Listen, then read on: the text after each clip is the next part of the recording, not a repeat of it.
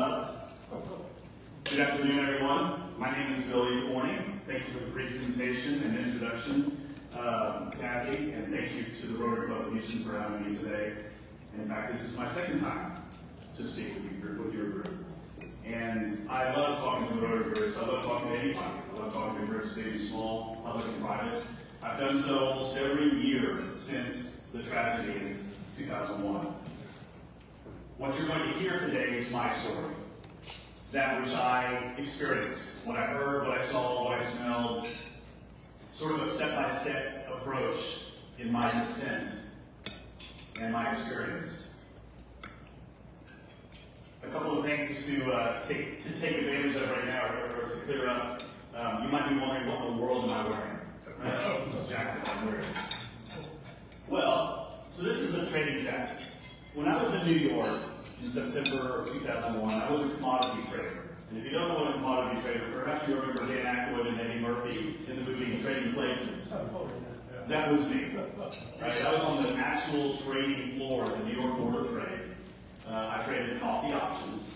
And this jacket is a commemorative jacket, very similar to that which I would have worn. It would have been an opportunity for somebody who I was trading with, buying or selling commodities with, to notice, hey, you work for SMW Trading Company, or whatever it was. So that's why I'm wearing this jacket. And it sort of gets me into the mood of things, right? And this group, I tell you what, it's amazing. This group is so elevated today. Y'all have a great attitude. So while my story does have some pain and some agony and anxiousness, I do bring a little bit of levity to the talk. Because, frankly, there's evil all around us all the time. And we can't let fear and evil continue to bring us down. We need to use hope. We need to use unity and perseverance and all of the different characteristics that we know that came out of the day of 9/11 that we see on a daily basis. We have to bring that to elevate us, to bring it to a positive standpoint. And that's what I'm going to do for you today. So September 11, 2001 was a gorgeous day in New York City. Perfectly clear, crystal clear skies, mid-50s, the day after Monday Night Football, in which the New York Giants were playing Denver Broncos, and everybody was talking about it. Around 8 a.m. that morning, I made my way to the World Trade Center complex. And I stopped off at an ATM there. I had a Chase ATM. I made a little deposit at this bank. And you're going to see this picture that I show on screen here several times. This is an overhead view of the World Trade Center complex. You have the footprint of my building. This is one World Trade Center tower. That's the North Tower. You see the footprint here of two World Trade Center tower. That's the South Tower. And then you see all of these other shops. Because underground, there was a Galleria, Gap Store, Banana Republic, Sun by Sun, right? Everything that you wanted. A full metropolis was underneath the complex, underground. For further explanation of the day, I worked in one World Trade Center tower on the 85th floor. Thank you. This was the first tower that was hit that day. And luckily for me and thousands of others, the second to go down. And so this is my story. After I made my deposit at the Chase ATM, I made my way up to my office on the 85th floor and did my preparations as a commodity trader. Because around 8:50 or 9 o'clock every morning, I would have exited my building, walked across the West Side Highway to the World Financial Center and the New York Mercantile Exchange, where we traded natural gas, crude oil, orange juice, and coffee. And that's what I was doing. As we were there, we were finishing my day. We were talking about New York football the night before, sitting just like you're sitting right now. When at 8:46 a.m. Eastern Time, a horrific explosion occurred. I was thrown from my chair onto my knees.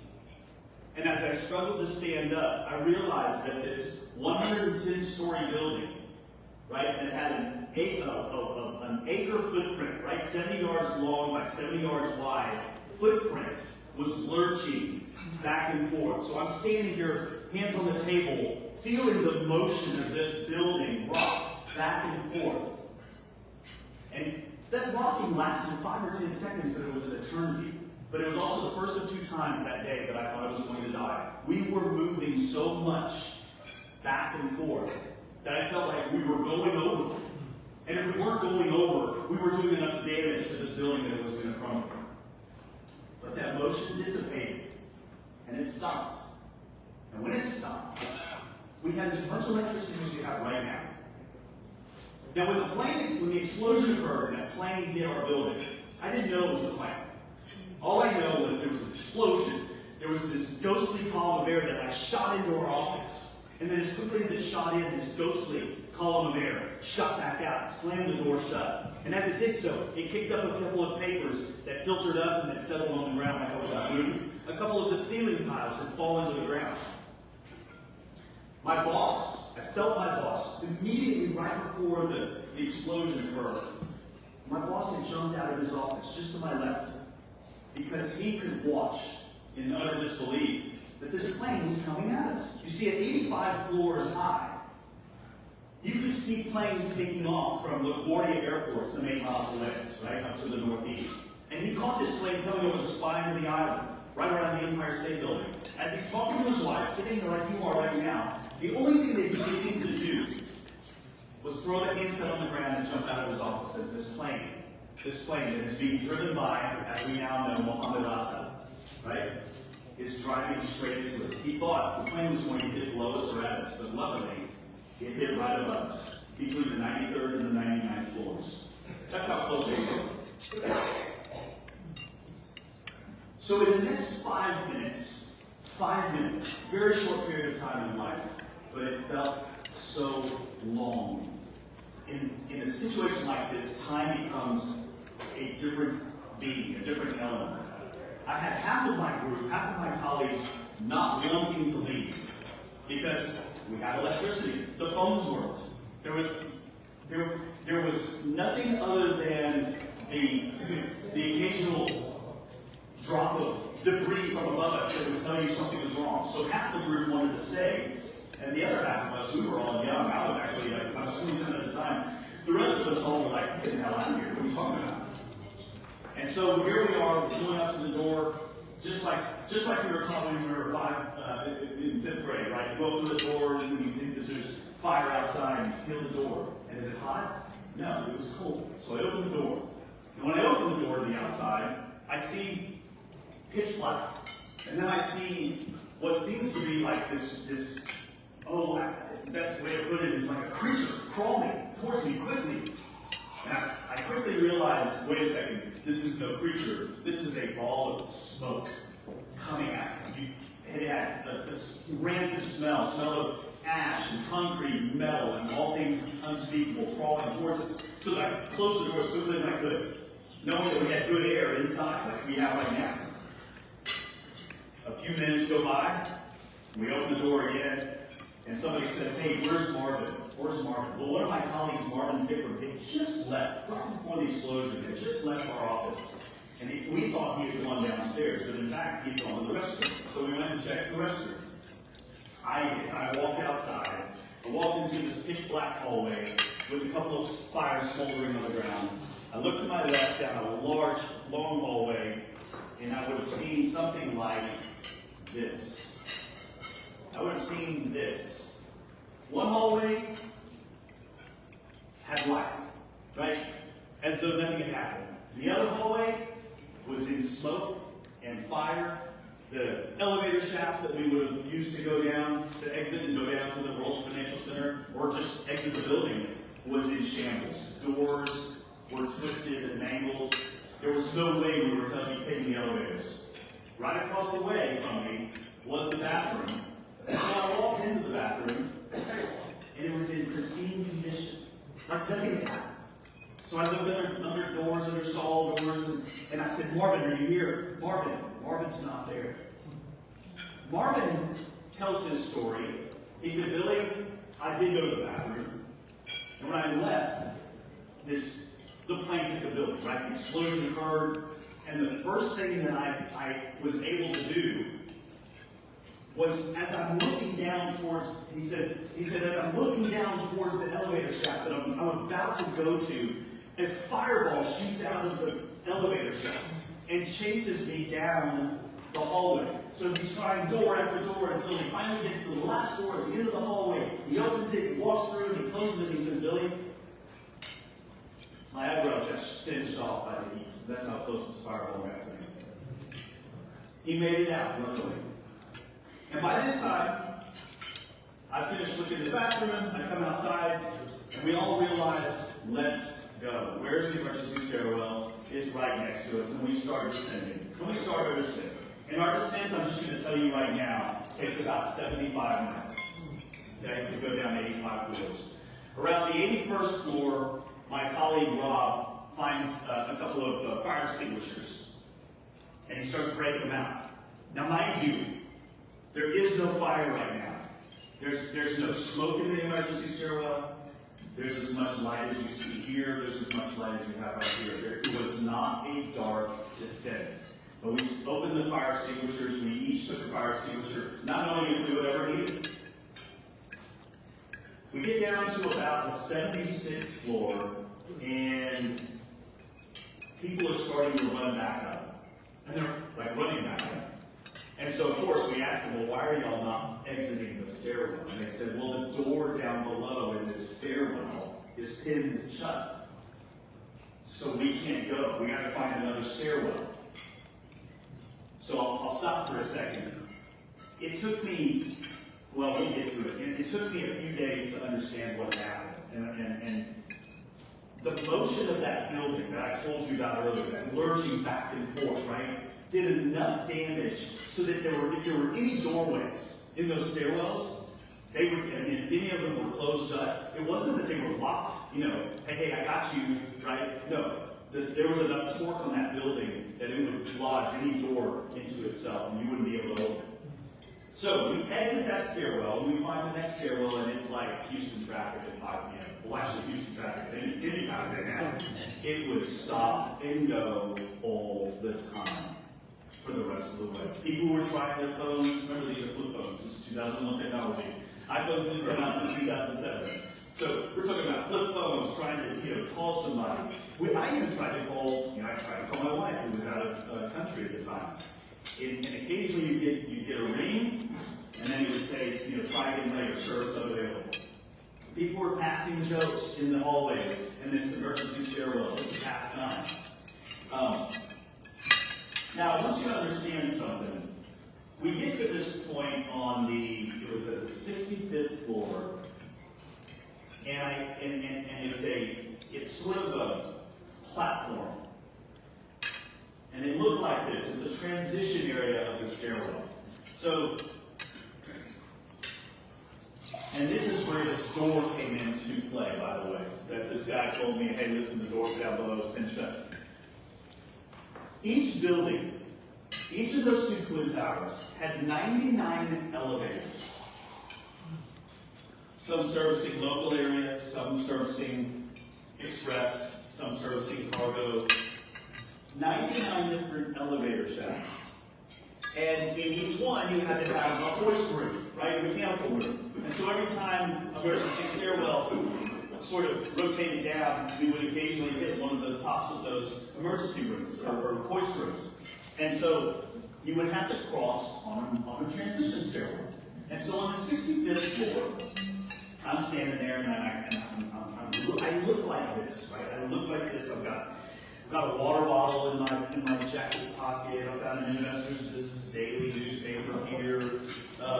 And so this woman is right behind me. And I can just feel her rocking. And so being the good Texan in her, I started a conversation, right? I was like, is everything okay? She said, no, I've got to get out of here. I've got to get to my kids.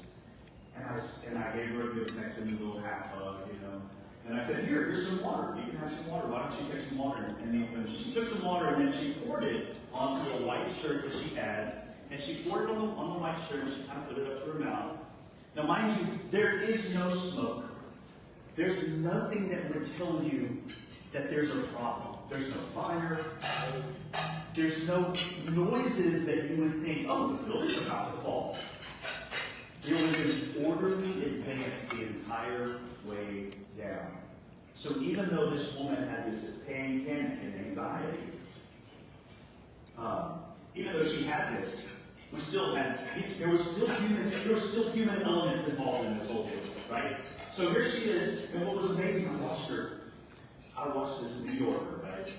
Slowly but surely pick her way down, because she told me I had to go get my kids. So she slowly cut in line, and I was amazed that no other New Yorker got mad at her. Are you kidding me? She's cutting in line here, right?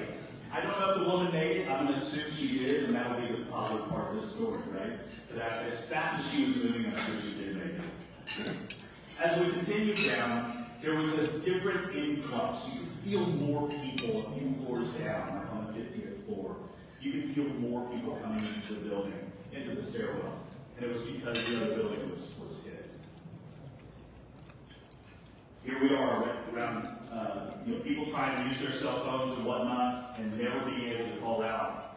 Around the 45th floor, I recall, I'm going to pass through these slides right here. Around the 45th floor, here we are descending, talking, trying to use our cell phones, when from above us, out of our view, you hear these people say, everybody move to your right.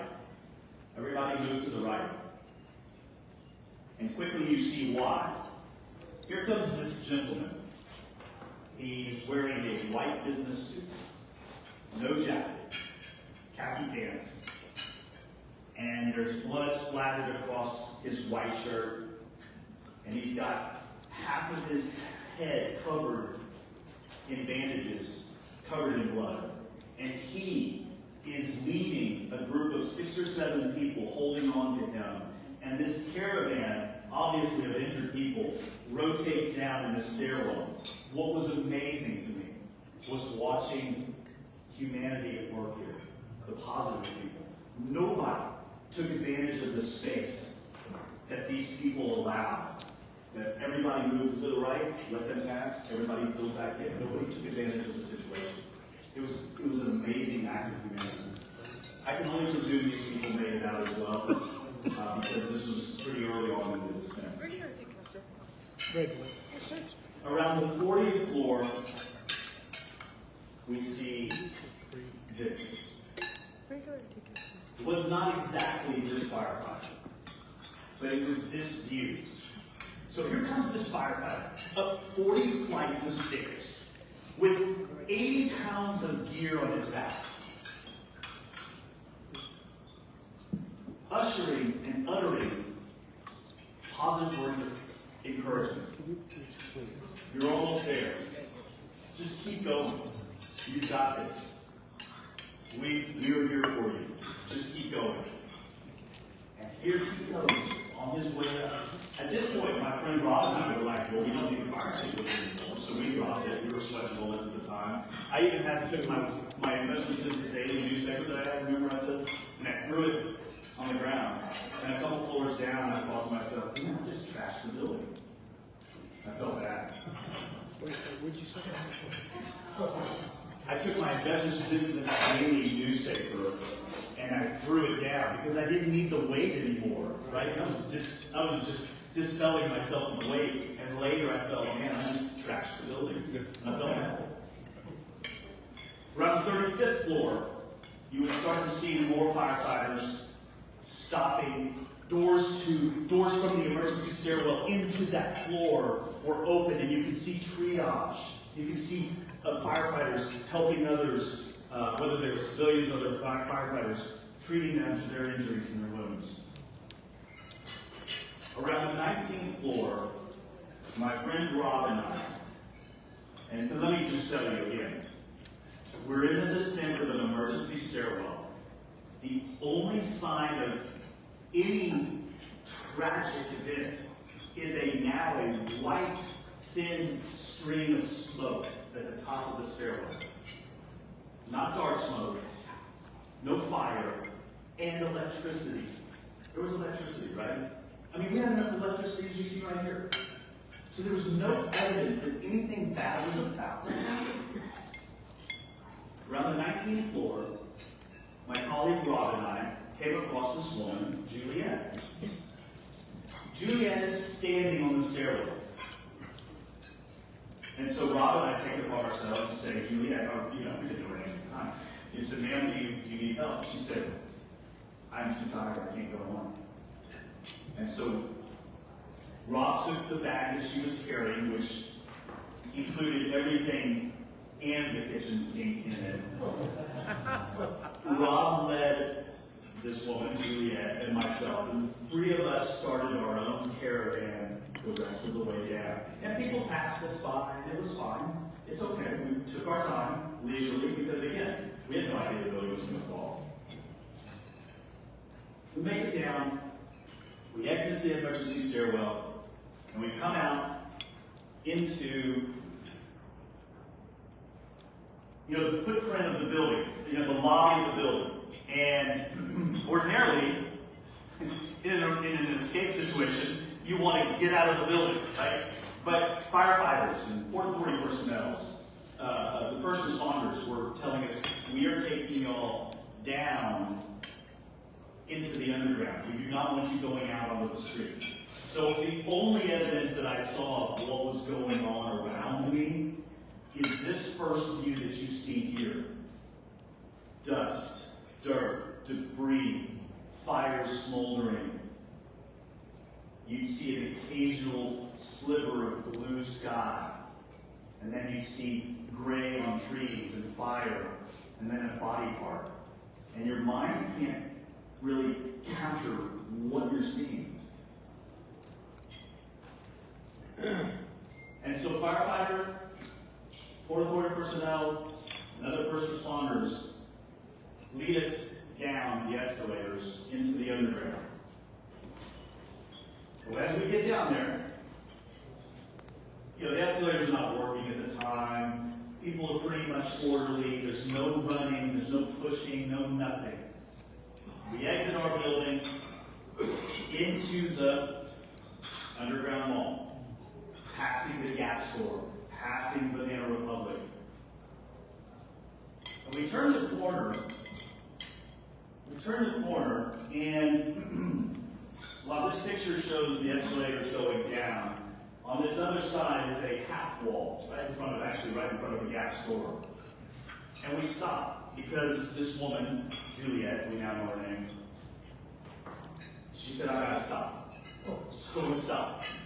So here's Rob, Juliet, and myself, stop in that underground mall. She takes some water from the water bottle that I give her, when all of a sudden, from right around us, from right around the corner, so here we are, I'm going to get you placed once more. This is the footprint of the building in which I work, One World Trade Center. This is the footprint of Two World Trade Centers. This was the first to be hit. This was the second. This was the first to go down. There's my Chase Bank ATM, pardon me. And there's the Gap store where we stopped.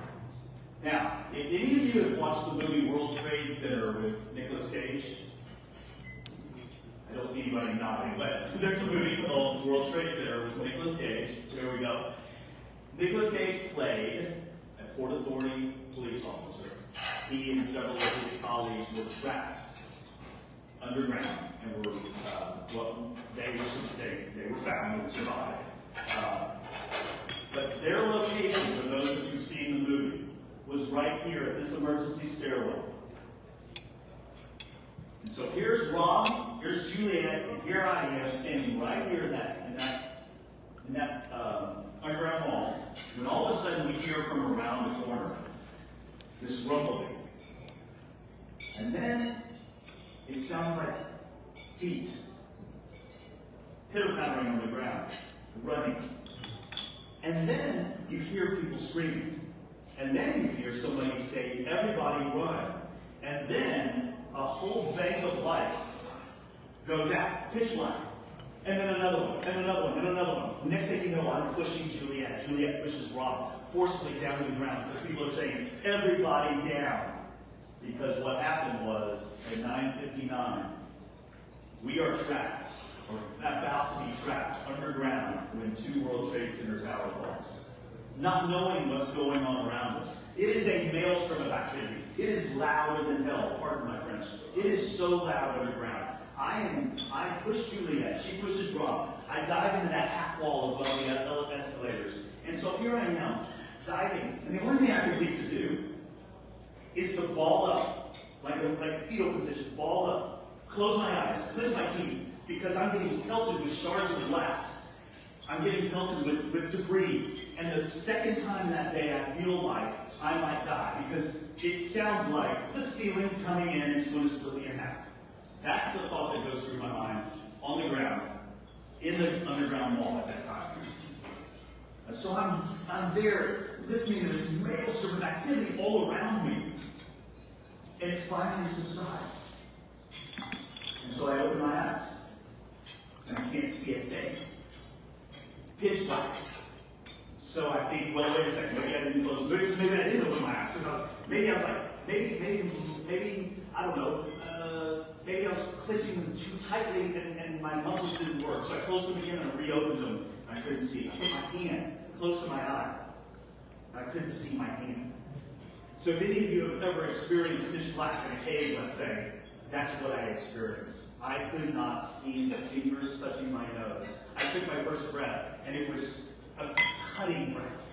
Whatever was in the air cut. It was suffocating and cut my throat as it went down.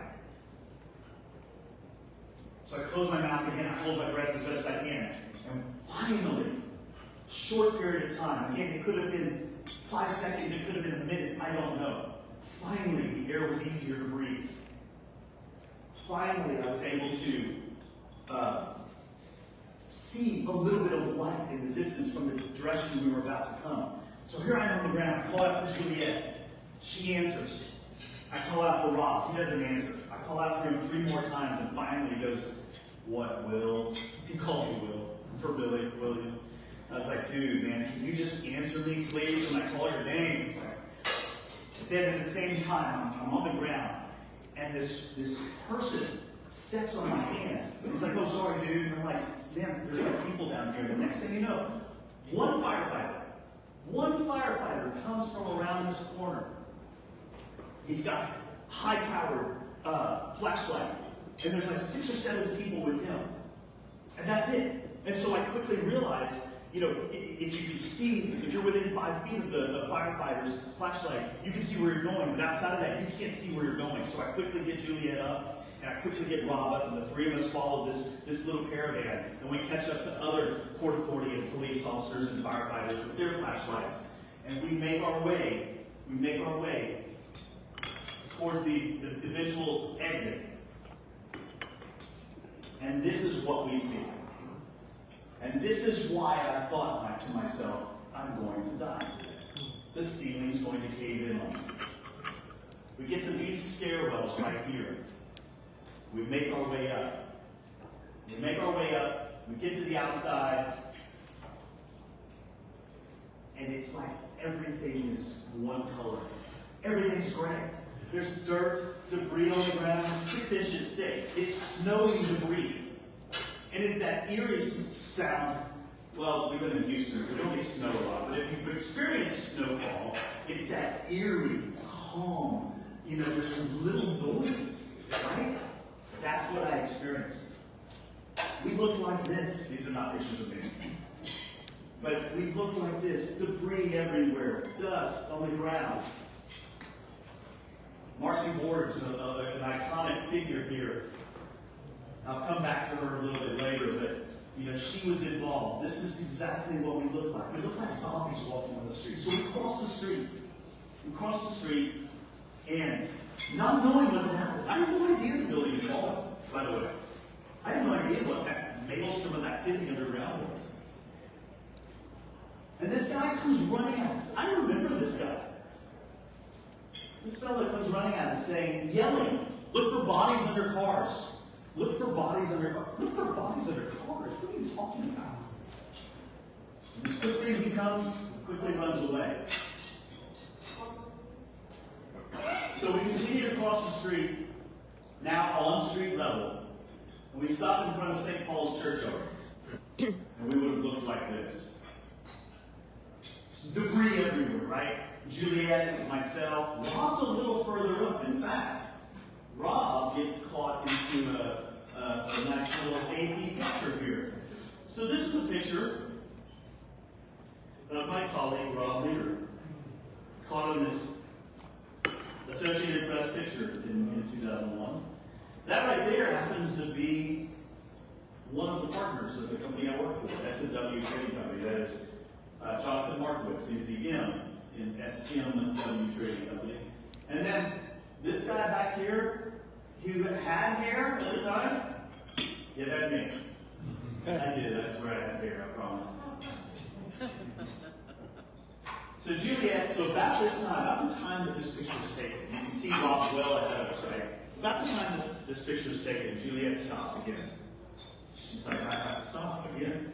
I said, well, here, take some water. You know, it's like I had like a never-ending water supply, you know. But I swear I had some water, so I gave her the water. She put it in her mouth and swished it and spit it out, and all she spit out was black. And I did the same, and I spit out black. And then Juliet looks at me and she goes, "Where's my purse? I need my purse." And I said, "Juliet, Rob has your purse. He's up ahead. I'm sure he has it, right? We'll go find it." She takes a couple steps back towards the World Trade Center, right? We're going to find her purse. I said, no, we're going away. We need to find, you know, clear skies, better air, all this stuff. We'll find it for Rob. Well, we finally catch up with Rob, and he's like, "No, dude, I dropped that thing. It wasn't his purse, and it probably had 80 pounds of gear in it, right? So he's like, I got rid of that thing, man. I'm sorry." So we unfortunately, Juliet lost her purse in the event, but we found a place nearby where the street and debris the air was clearer, the debris was much less. There was actually a gentleman who owned a record store ushering us in. And he said, "Hey, come on in." And so Juliet, Rob, and I go inside. Juliet sits down. Rob and I give her $20 each, give her a kiss on the forehead, and exchange our numbers. We went about our way. And as we exit out on the street, we're walking on the street. Now, at this point, the streets are lined with people looking back. And yet, here are these zombie-like characters like us walking away, just in the middle of the street, finding a colleague here and there, catching up to our 12 or so colleagues that were in the office that day. And then, at 10:28, as we're walking away, there's a collective gasp. And so we look over, turn around, and we look, and here I see the building in which I was just an hour and a half prior working on the day's activities, pancake its way down. And that was the first time I realized the other building had fallen. Where's the other building? People looked at me like they both fell. Crazy, surreal, incredible, unbelievable. This devastation. And to look back at it later that day, and days and weeks and months and now years later, to see the devastation, you know, the destruction that was really and truly all around me is confounding, it's bewildering. I have no idea how I survived out of this. Pure luck. Because frankly, this pixie stick that you see here, that's where I was. That's where we were. That's where we jumped. That's where we fell down when 2 World Trade Center tower fell. And I pushed Juliet to the ground. She pushed Rob to the ground. That's where we were. So you can see all of this was all around me. We made our way back home. I said hello to the people I needed to say hello to. I made the one phone call I needed to make to let people know that I survived and whatnot. And when I got back home, I did go up to the hospital to make sure I was okay. I was the only person in the hospital that came from 9/11 from Ground Zero that day. And there were hundreds of doctors, nurses, waiting. Nobody came. About a week later, I get a letter in the mail. Remember that ATM I deposited that morning? They said that ATM went through. How is it possible? Everybody in my office survived. But everybody in my office knew somebody who died that day. And it is a reminder of the evil that is out there. Our hearts are heavy today with all that's going on. Yesterday's assassination attempt, the Charlotte mother, the Ukrainian refugee mother, and all of these events that are happening in our schools and communities. They are all a reminder, and 9/11, by the way, is a reminder. Evil is out there. But don't let evil keep us down. 9/11 proved that although there is evil, there is good, and good far outweighs the evil. Evil is out there because fear pervades our brain and our minds and keeps us down. Don't go down that slippery slope. There's too much hope, courage, resilience to learn from events like 9/11. And as long as I can keep telling this story, I'm going to keep continuing to bring that hope and that love and that belief that we should always remember to never forget to people like you. So I thank you very much for your time. Thank you.